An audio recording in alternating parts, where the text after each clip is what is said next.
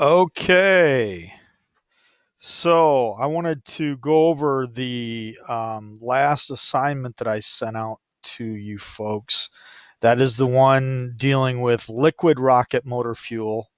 I sent you the little video on that you can watch, and I gave you a sheet that looks like what I have here on my screen, which you should be seeing right now, and that gives you the actual formula for what is happening, and then you have a couple questions.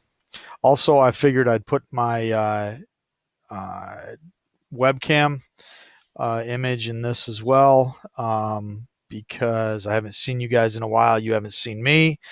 I am confined to home. I have not shaved. Actually, I have not even showered today, but I did go for a 3 mile run, getting back on that horse, and I haven't ran in over a year, and decided this would be a good time to start doing that. Anyways, oh, and this is I made myself a while back this little cubbyhole office down in the basement. You can see some of my things behind me that are stored down here. I think those are my wife's clothes, and I have some shelves over here with some things on it. Some of my rockets are up back over here. So, anyways, which I think, oh, you guys aren't Facebook friends with me, so you don't know. I've been doing sort of from my assignments, you might know, I've been building rockets and sending rockets up lately. So, anyways, in this example here, you're combining hydrochloric acid, HCl, with what are we combining it with? Sodium bicarbonate. Okay.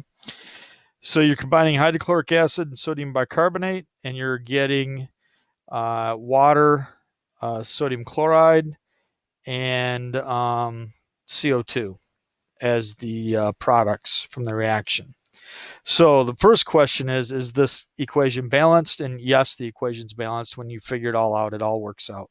So it is balanced. The next question is, if I used an equal mass of the two reactants, so say I used an equal amount, an equal mass, an equal number of grams of HCl and an equal number of grams of sodium bicarbonate,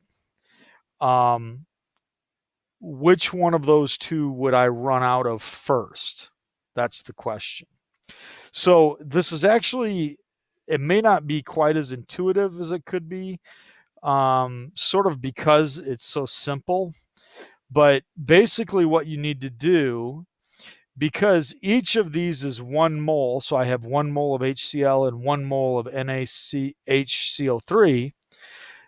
that ratio is 1 mole to 1 mole. So the only thing I really need to do is figure out the molar mass of each one of those.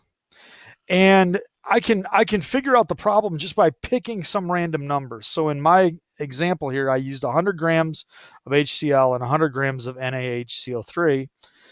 I divided both of those by the molar mass, and I saw how many moles of HCl do I have, and then how many moles of NaHCO3 do I have. So obviously, if we're using 1-to-1, whichever one of those two numbers is the lowest, that's the one that I'm going to run out of first.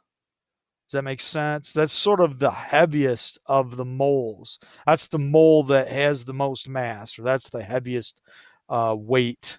We're not using weight; it should be mass, but it's the massiest of the two substances. So if I use the same mass of both substances, which one will I run out of first? The third question is just what is the ratio of the two? So you can just put the molar mass of HCl on top, molar mass of NaHCO3 on the bottom, and that gives you a ratio. Basically, you're making a fraction that gives you a ratio, and that will tell you what the ratio of each of those are. So hopefully this helps you, and have a good day.